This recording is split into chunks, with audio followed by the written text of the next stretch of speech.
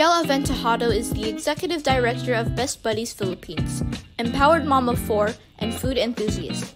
Whether she is on the go or spending time with her family, she gives everything, she does her all, and that is what makes her the inspiring individual that she is today.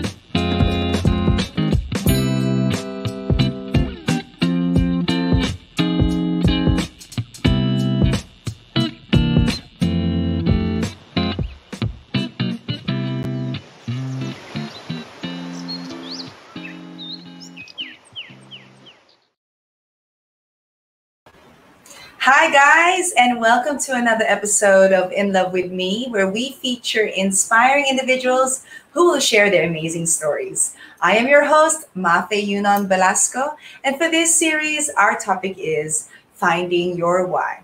For this episode, we have an empowered woman, a writer, a food enthusiast, influencer, and mother of 4 to motivate us to take action.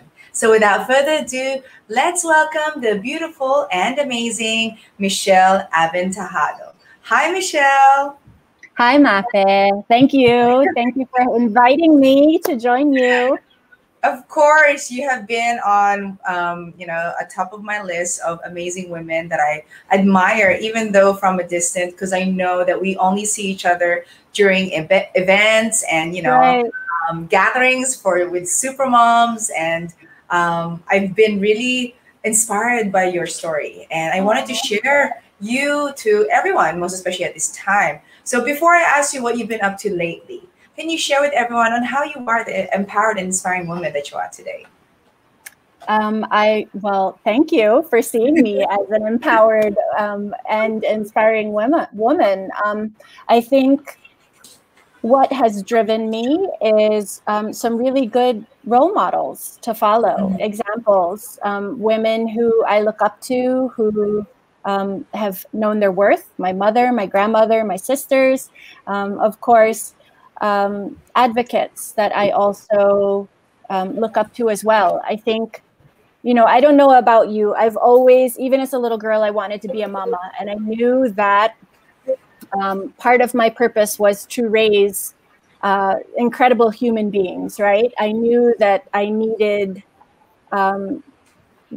if I as a teacher knew that I could change the world one student at a time through teaching in public school and, in New York, and then eventually teaching through yoga.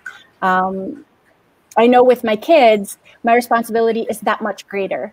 Right. So to raise positively contributing members of society, looking at my role models and then knowing like that's what I'm set out to do. It's pretty easy to find inspiration when I look at my kids and I see how incredible they are and, how amazing they are and how much they teach me. And not just my kids, but my buddies, right, from the foundation. Yes, and it's funny you share that. You shared that since you were young, you wanted to be a mom, and maybe that's why we're connected or aligned. Because by 4th grade, I wanted 12 kids. I wanted 6 boys, 6 girls. So I'm like, okay, Michelle wanted the same thing, I think. And you're a mom of 4 amazing children. Right. And you did mention that you are a director of the Best Buddies. Do you want to share a little bit of what Best Buddies is and why did you create it? Hello, gorgeous. Yes, she wants to stay on camera with us. Hold on. Yes. I meant to lock the door. So, guys, this is Michelle, an empowered woman, the executive director of Best Buddies Philippines. And she is her amazing story. So we are now in the talks of what is Best Buddies and why did you create Best Buddies? Yeah, so I didn't create it. It's actually a 30-year-old organization, a nonprofit that furthers inclusion through a global volunteer movement for individuals with intellectual and developmental disabilities. How we do that is through friendship, through leadership, through employment, and through inclusive living. So Best Buddies started with Anthony Kennedy Shriver. And like I said, it's more than 30 years old here in the Philippines. We've been here since 2014. You guys saw Jelly earlier. She's my 9-year-old. She surprised me by being born with an extra chromosome. And she's shown us so much about how beautiful the world can be. And one of those things was how Best Buddies opened up. I started out as a volunteer in 2014. She was just 2. I was still breastfeeding, and I didn't want to get too involved because I knew she needed me. And in 2015, when the executive director left to migrate to Canada, she asked me if I could take it on. And of course, I knew that was the time for me to walk the walk. It's one thing if I mentioned earlier, I'm a teacher by trade. And it's one thing to volunteer, to teach in a classroom that's inclusive, to teach yoga to kids who have exceptionalities. But then it's another thing to stand up and make sure that everybody knows that these kids should be counted. It's not just about me teaching yoga every Tuesday in LC Gotchas. Now it was about realizing that our kids are not being included in education. They're not being included socially. And of course, once they become adults, they have very few opportunities, not only to pursue a college education, but even to pursue meaningful, gainful employment. So this is what Best Buddies does. It just doesn't do it here in the Philippines. We're in 59 countries. Wow. So it's a global organization. And people can volunteer anytime, or how will it work if, let's say, the people who are tuned in would like to know more about it, and how can they join to, spread the goodness that you are doing? Absolutely. So we love volunteers. We need volunteers. We need people who want to share. I mean, you know this, Mafae. We're living in a society where sharing is caring. So if you have a talent or if you have time, I mean, statistically speaking, kids like Jelly, by the time they're 21, they have very little social opportunities. The social opportunities they have come from within their own immediate family and their caregivers. So signing up to be a buddy, to be someone's friend, I mean, how cool is that? And how little do you have to do? You just have to know how to be a good friend. You can check us out on Facebook, Best Buddies Philippines.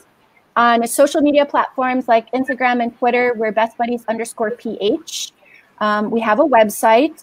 You can email us at bestbuddiesmanila@gmail.com. We're definitely out there digital. We're in the digital landscape because I know that's where so many of our kids are.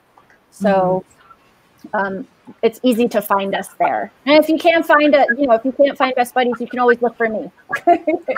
Exactly. Right. And I will surely share with everyone, Michelle's social media handles so that you can reach out to her if ever you want to be a volunteer, or perhaps, you want some inspiration. I'm sure Michelle is more than happy to give you advice and give you that boost of energy that she always has every time I see, even in your social media pages, it's something that I am inspired by, because not only do you have many responsibilities, many hats that you wear. I always try to find those women that I can find inspiration.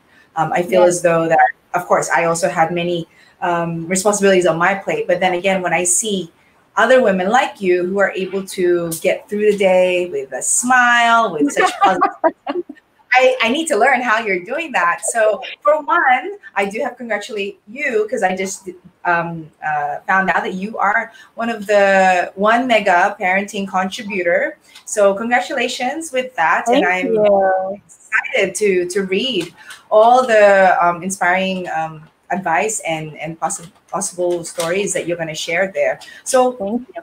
You said that you're on digital. So let's start with that. How did that come about, and what can we look for or expect? So when Jelly was born 9 years ago, I did not know what to do. I was overwhelmed. I felt like God was punishing me by giving me a child with special needs. I suddenly had to like take stock of all of the things that I felt I was doing wrong and all of the sins that I had committed, like even in terms of judging my sister, you know, for like how she was raising her kids. And I was like, okay, you know, when I was first handed that diagnosis, I felt alone. I felt scared. I was full of fear. I was worried. And I wanted to find a tribe. I wanted to find another mom who has been there, done that. Because women were like that, right? We want as much information as we can. And if we need to like talk to 10 different people to get 10 different perspectives, it helps us, right? So after I went through this, like, and it was very short-lived because when the doctor handed the diagnosis of Jelly, he also said she needed surgery.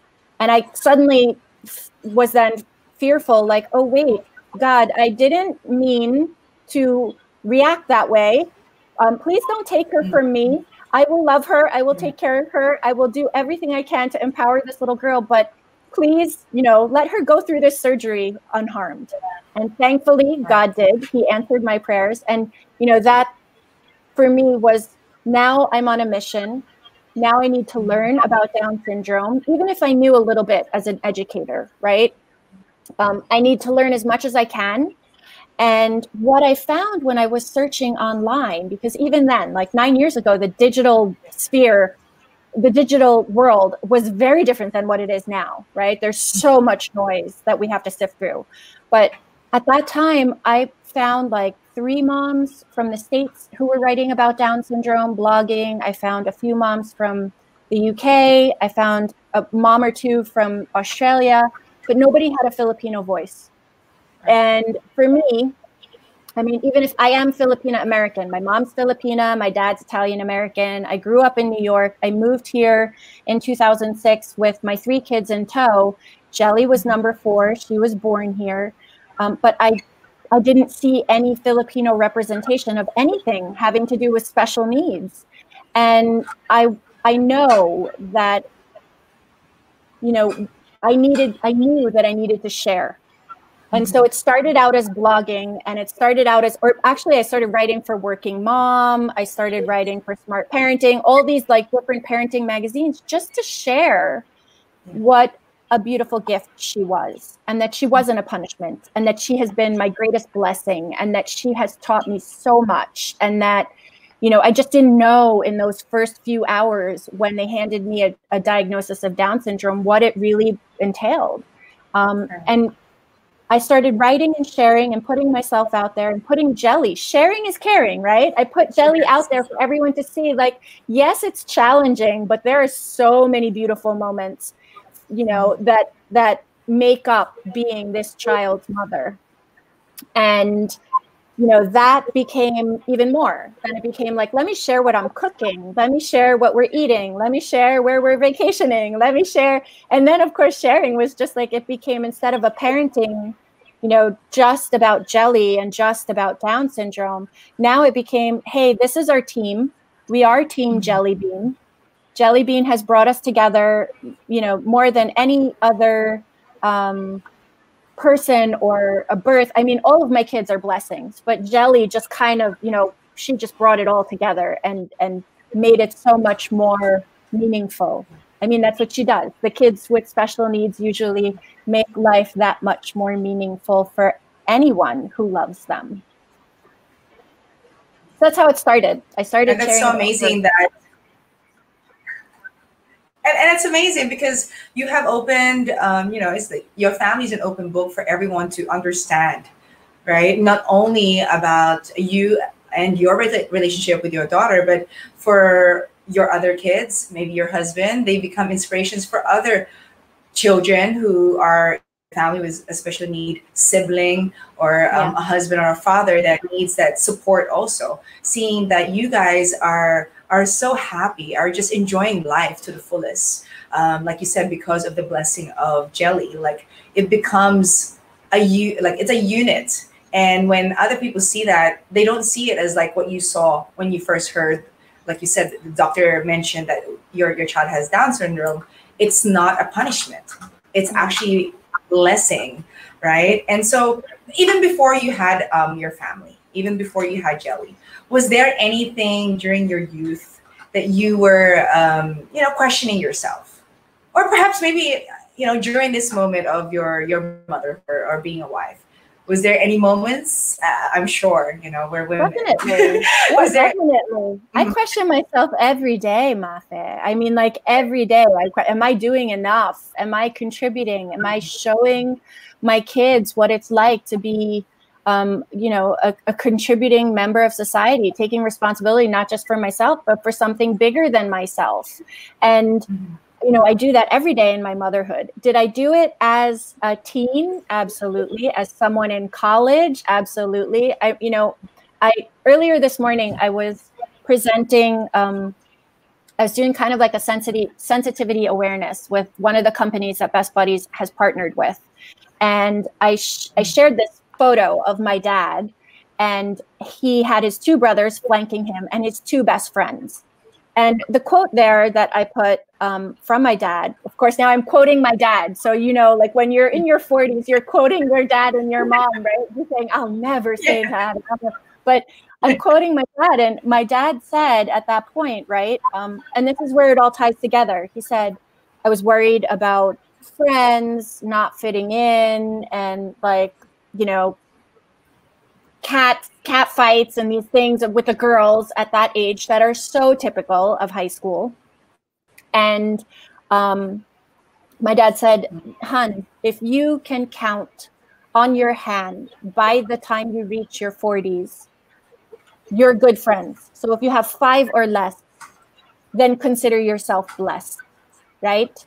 And so I tie that together because I never knew that quote or that advice or that parenting advice that he gave me at that time would have so much meaning as I bring friendship to individuals like Jelly, who, when they get older, find it so difficult, right? So if at that time I really didn't have an understanding of how things worked, or, or even how the world worked, or how hard it is to be a mom, or how hard it is to be a wife and a daughter, or a daughter-in-law, or a sister, or a friend, right? Or, a mother, most of all. Just zooming out and seeing all of that, I think I would be foolish to say I shouldn't question, because I feel like I'm on the right path. I mean, I know God has put me where I'm supposed to be. I know we all have good days and bad days. Of course, social media makes it look like we have good days all the time. For those of you that do follow me, when I'm quiet on social media and I don't post anything, that's probably because it's not such a good day, right? But I choose not to share that negativity. I choose to share positive, even in the negative, learning experiences, there's still something positive that comes out of it, because, you pick yourself up and you dust yourself off. There's no such thing as failure. There's learning experience. Learning experiences. I agree with you totally. I mean, that's something that I also share with my students. If you're feeling off, put your phone away from you. You don't want to share that negativity with everyone, because obviously social media is the outlet for everyone. And if you feel a certain way, imagine what others are feeling also. It could be double. Right. So if you want to feel happy and you want others to feel happy, then go ahead, share that. But if you're feeling, low, just, try to heal yourself, forgive yourself, and then share to the world when you're ready. So I guess, I can say that you pretty much said that your dads and your parents, both mom and dad, are your strength, especially now, right? No, I can totally admit that. I agree with you. Right? It's like, yes, you told me so. I get it now. Yes, Dad, if you're watching. Yes. Well, I think it's the seasons, right? There's a certain point of our lives that we think we know it all, but really, we do have to respect the people that have been there and done that already, and most especially our parents. So you are a great inspiration to them now, that they finally are like, oh yes, she finally realizes it. So you wear many hats. You take care of your beautiful daughter and obviously the whole family. Where do you find your strength? Like, do you have a daily habit that you do to make sure that you have the energy? Yes. So strength, of course, for me, the Lord's strength is never ending. I just look up to him. I start my day with word. Nino and I try to start together, but sometimes I get out of bed earlier, so I'll start my own day. Strength, my strength really comes from him. A lot of times someone asks, where do you get your energy from? I'm like, well, of course I'm in bed by 9. So I am kind of Lala-ish. So I do go to bed early. I do try to drink enough water. I do try to eat right, but I think when your heart's in the right place and you love what you're doing, I mean, I really love what I'm doing, Mafae. Like, I can't tell you, energy-wise also, like when I spend time with my best buddies, I come out of there rejuvenated. Yeah. They may not know, like they're always like, oh, thank you, Tita Mish, thanks for doing this, thank you, or Miss Michelle, or however they call me. They don't realize how much I get from them as well in terms of, the energy, the love, and the light that they bring to the table. And just, how wonderful it is to be around them. I get a lot of strength and support, of course, from my husband, from my sisters, and from my kids. My kids are actually really, so my 3 kids, they're older. So I have one that's graduating college soon. Wow. And yeah, so Gia is graduating college. Miguel is, he's starting his 2nd year, and Diego's in high school, and Jelly is in grade 3. But the big kids help a lot. Like the many hats that I wear, I couldn't do it without all of them helping me. Like even before we started getting online, I had asked Mig, okay, Mig, I'm coming off of another training with another company. Can you please put up my lights? Can you take care of the other stuff? Because, they're big enough. They can step in. Mm-hmm. So it's helpful when you have help, right? And I will never be the person to say, I did this all by myself. I don't do this alone. And most importantly, I know, with everything that I do, that he's the one guiding me. Amen to that. I totally agree with you. I'm also grateful for my children. It takes a village. Like all this setup too is my kids, just like you. I'll come from a meeting, guys. You set up? Is the intro, outro in? Yes, it is. So yes, it is nice to have a big family, and at the same time, they do become a unit themselves. I mean, that's something you might. I think Michelle, you agree with that. Without us, the parents, our kids will be united and will take care of each other. That's something I always saw, and also both my parents' side. They have huge families, and I just see that they all it's like that's their barcada, that's their friends. Yes. So it's nice to see that you have that support in your family. But of course, a lot of women out there are having a challenging time right now, and for those who maybe also has a child in their family that has Down syndrome and are having a difficult time, what would be your advice to them on, staying hopeful and knowing that they are not punished? What would you share with them with your experience and your knowledge? Yeah, and knowing that this too shall pass, right? There's, like you mentioned, there are always seasons. Jelly, fortunately, has been so blessed. She's healthy, she's vibrant, she's exciting, she keeps everybody on their toes. But there are times where, we need to dig deep, and whether it's through prayer or whether it's through finding that tribe and finding a mom you can talk to. I think, like we said earlier, social media, put that away. You don't need to look at anything that you were mentioning earlier too. You follow people who inspire you. Start going through your feed and making sure that the people that you're following, you feel good every time you look, right? You don't want to look at your phone and feel bad. Write, journal. There are writing has always been cathartic for me. I think that's why I started blogging, right? I knew that I could heal through my writing, whether I was writing a blog post for someone out there to read who was just handed a diagnosis of Down syndrome, or whether I was writing because it was like a personal diary entry that I just needed to get it out and remember and be able to reflect on it, because this too shall pass. Find your tribe. Take care of you. You can't fill, I mean, it sounds so cliche. You can't fill from an empty cup, right? But you're not a bad mom if you take time for yourself. And my kids know, like they know it's not just mommy needs me time, it's mommy needs a timeout. Like when it's too much and I'm overwhelmed, they know timeout, right? It's like, I need a timeout, give me 10 minutes. And even if it's that 10 minutes for breathing or for recentering or for putting in your essential oils and just like shifting, there are things we can do to shift how we feel, how we address these issues. A friend of mine, Leah Bernardo, she said through one of the workshops I attended with her, at the end of your day, list down 3 things that you're grateful for. Shifting to an attitude of gratitude just makes like, hey, you have so much to be grateful for. I mean, and it could be something as simple as, you know, having someone else cook dinner tonight. Like, okay, I don't have to cook dinner.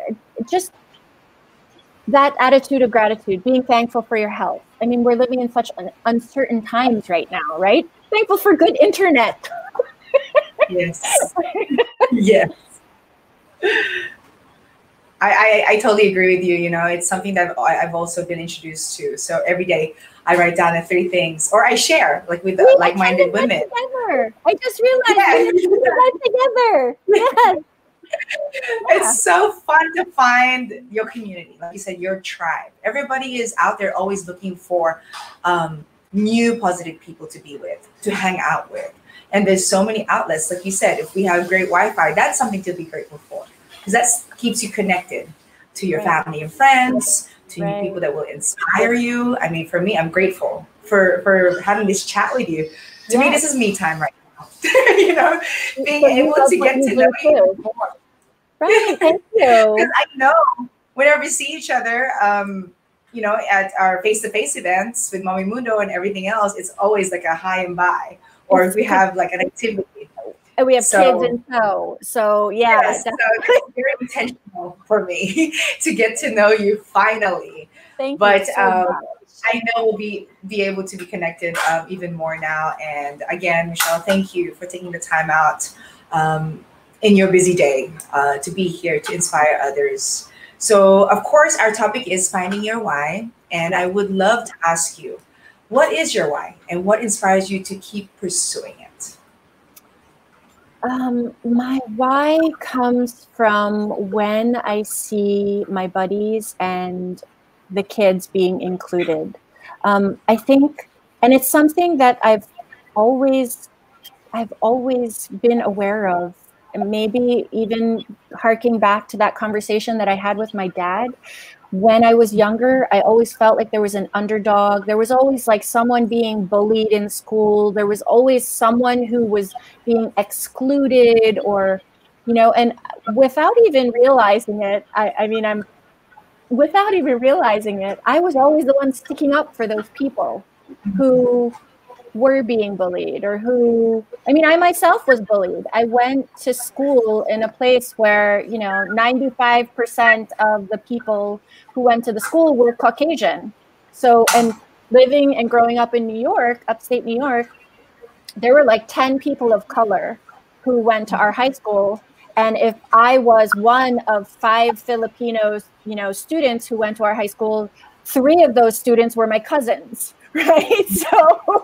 So, you know, I feel like maybe it's something that was ingrained in me so long ago that I knew that there were people who needed help, or there were people who were being excluded or picked on or made fun of. And I didn't think that was fair.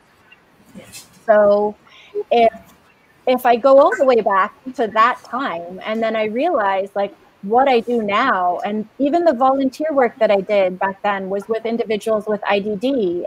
You know, we had this club, Interact, in high school where we all went to the different group homes, and every Tuesday night I hung out with, you know, my buddies. We watched Jeopardy, we painted nails. And then when we moved here, it became, I was hanging out with my buddies at Elsie Gotch's. Like I was just always naturally drawn. God had put all these people and this desire in me to prepare me for Jelly. And I didn't realize it until after she was born, right? So the why is because I know what it feels like to be left out. And I know what it feels like to be made fun of or bullied and not be included. And the why is that I think everybody should be included. And, you know, and I feel like if that's something that I knew early on as a young student, I'm so blessed that God gave Jelly an extra chromosome and she chose me as her mom, because now look, I get to do it all the time. And it's true, like you were sharing, you know, God's plans work in mysterious ways. You know, he does guide or give you the tools to be that strong individual for his plans, for taking care of others. And you had that natural instinct of just supporting other people to make sure that they are happy and accepted. You know, it does take strong individuals to get through what you went through, just being bullied.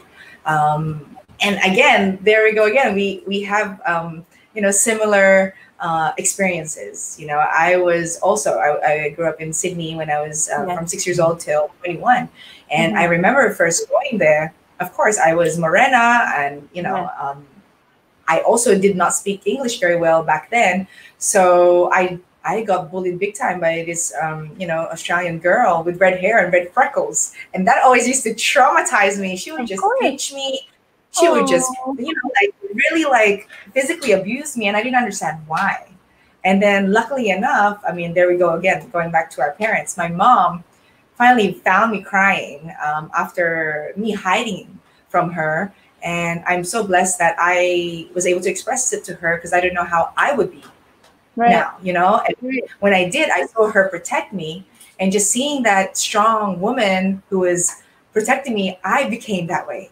Because my brother, I became that way starting with my brother. And I saw him, you know, being bullied in kindergarten. I was right there next to him, just like, don't you dare talk to my brother that way. And it just, you know, it just, I guess, a domino effect through my years. And for you, I see Jelly so happy, so confident. And I think she sees that through you, you know, and it's amazing. You know, we need more people like you to spread the goodness, you know, especially right now. Like I said earlier, a lot of women or even a lot of men are feeling, you know, low and down and out. But at the end of the day, if you're a parent, you have to stay strong. You have to find that strength, just like what Michelle was sharing, you know. And how crazy, we have 70 similarities. I bet you have even more too. And you know what, the same when you're talking about your baby brother, my baby brother too would get bullied and I was right there as well. So it's just that protective instinct of, you know, and we learned it from our parents, right? So thankful that your mama showed you that you were safe with her. Gosh, and I was scared to even share with her because I thought that she would get mad at me, you know. And I, of course, as a young kid, you won't understand that until you have an open communication with your parents, you know. And I think that's what you're doing too with your kids, and it really shows because everybody is, you know, confident and comfortable with their own skin. Another thing we have in common is that you love to eat. So do I. So what's the inspiration behind your foodie passion? Yeah, again, it goes back to my mom, right? So I think growing up, we always had home cooked meals, right? I remember asking my mom, like, please, can we go to McDonald's? And my mom, you know, my mom was the one that's like, McDonald's, I'm going to make you a hamburger. Like, we're not going to McDonald's. I'll make you a good hamburger. And we ate so well. Even growing up, if we didn't have the most luxurious of food, or it was always home cooked. It was full of love and full of goodness. As I got older, my mom, and when she would entertain, my mom could cook at the drop of a hat. She wears hats. I don't know if you've seen her, because you said you were going through my photos. She could cook at the drop of a hat for 50 people, no sweat. And that was what I grew up with. I love cooking. I love being in the kitchen. I love cooking because I love eating too. But right? But honestly, when I moved here, I've always loved to cook. When I moved here in 2006, I was homesick for so many different things from New York. Whether it was like homesick for the big fat aubergines that we could get in the grocery store, and then trying to figure out how to use Japanese eggplant to make eggplant parm, like these things that I needed to learn. Spending time in the kitchen was my therapy, and preparing comfort food when we first moved was, it's what got me through. I think it took me a good long time, 6 or maybe even 8 years, before I started calling Manila my home, because I still felt so out of place. If I was a third culture kid who grew up in New York with a Filipina mom and American Italian dad, and then moved here and thought I was Filipina. I really thought I was Filipina.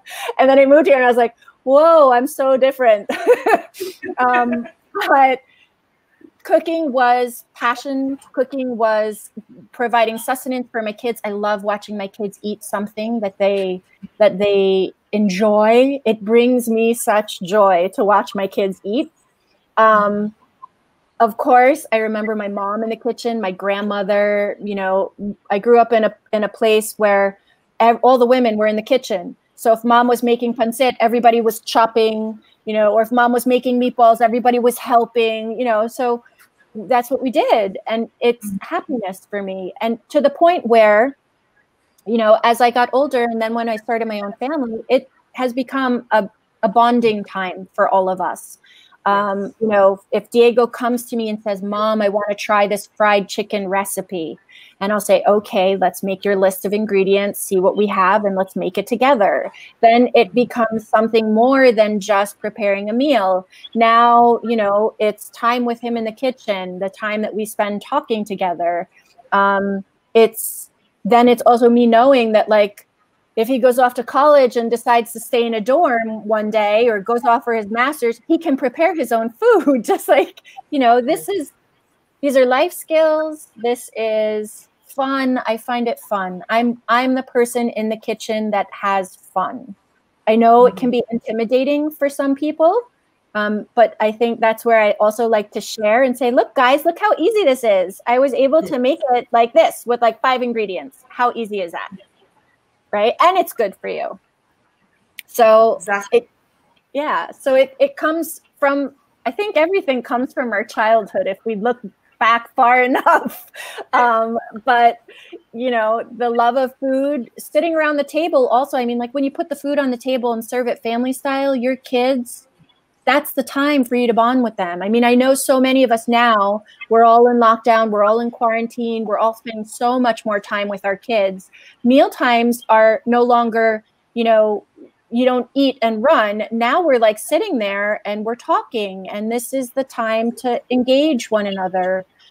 This is the time to talk about your day or talk about what's happening in the week. So there's so much that happens over food. There's so much bonding. There's so much learning. There's so much, even if you want to adjust ingredients, okay, teaching the kids that you can use flaxseed or applesauce instead of eggs to make something vegan, right? So these are all these things that they're great opportunities to spend time in the kitchen with your kids. And of course, yeah, exactly. And I think it's God also being intentional of bringing it back to, let's say, how we grew up, to allowing the kids in this generation to understand the kind of bonding. Maybe, I don't know if you remember this, but do you remember the blender with the two spinner things? I don't. It's a blender that has the two thing that goes up here, and they take it off, and it's like you lick off the mixture. Yes. So me and my brother would just wait for that to, my aunt would be teaching us how to bake, but we're just like, okay, are you done with that thing? Because we want to eat it now. We want to lick it. Yeah. So those type of memories, right? I think, like you said, it's a family bonding to eat together, but then to prepare a meal, it's something that the kids will remember for a long time. And they will be talking about it, how we are. Right. So I'm glad you shared that. Food is very precious, right? And we do encourage everyone to, learn a meal together. And, the kids will love it. It's a creative time, this is the time to have the creative juices flowing. And at the same time, if you look at it like Michelle does, it's and myself, family bonding and for their future when they are on their own in the dorm, not just like 2-minute noodles, but actual healthy, quick fixes, I guess. But Michelle, I know we can talk on and on and on, and you have many more inspiring stories or advice to share with everyone. I will invite you again and make sure that we inspire others more so. But before we wrap up, please share where they can find you, how they become a volunteer again for Best Buddies, and perhaps shout outs you have for family and friends. Yes. Okay. So if you want to follow me, and Jelly has her own social media as well. She has an Instagram. So if you want to follow Jelly and see her antics, she's Jelly Aventajado, and Jelly is Gelli Aventajado. And then of course for me, Michelle Aventajado, I'm quite, my digital footprint is all over from blogging and sharing, because I believe sharing is caring as long as it's done in a positive way. So you can look for me also. But more importantly, if you do want to make a difference, even the smallest of sharings from Best Buddies Facebook page or Best Buddies Instagram, Best Buddies Philippines, Best Buddies _PH on Instagram and Twitter. Follow, see, share, join.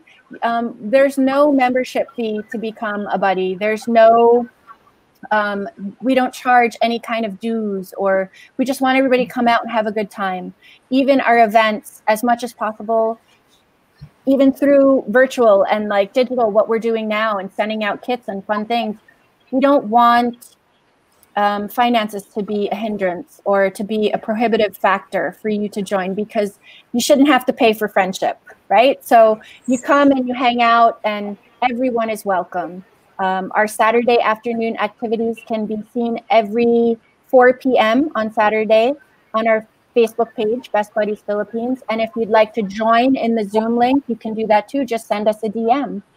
So it's really, the pandemic has kind of kept us all home and reminded us what's more important with our families, right?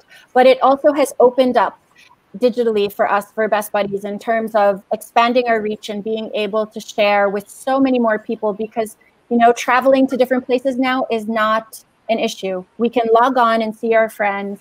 There's good in everything. That's the part to be grateful for, right? So you can log on and see our friends every Saturday at 4 p.m. Yes. So I do encourage you all to please support Michelle's advocacy and the Best Buddies. There's so many great individuals there that can become a friend or even a family. There's always the most precious and priceless thing to have right now is to create new relationships that are very positive. So again, Michelle, thank you so much. And you keep mentioning sharing is caring. And it's funny again that someone resurfaced the Care Bears. Every time you say that, I just feel like, yes, she is that amazing Care Bear that we need to. I love them so much. And I do have to thank also my mom, who's tuned in all the way from Sydney, Australia. Hello, Mom, and thank you for the learnings. I appreciate you. And also Michelle's mom, thank you for bringing up such a beautiful woman inside and out who is inspiring a lot of people, including myself. So again, Michelle, any last words or... well, just like you did, I'd like to thank my mom. So I thank your mom. Thank you, Tita. And of course, my mom and dad and my sisters, who are all really strong examples of intelligent and empowered women too, who are all doing their part to make the world a better place, all the way back to my grandmas too and my titas. So they have shaped who I am, and of course who I want to be. So thank you. Amazing. So I'm glad that everybody who is tuned in are here. Thank you guys on Facebook, on Kumu. Thank you guys. Please follow Michelle and all her social media handles. I'll make sure it's in this caption so that it's easy to find, so that you can be inspired daily like how I am. So again, Michelle, thank you so much. I will chat with you some more and stay connected. So guys, thank you. And you know what to do. Actions speak louder than words. And thank you for tuning in this episode of In Love With Me. Thank you, guys. Thank you, Michelle.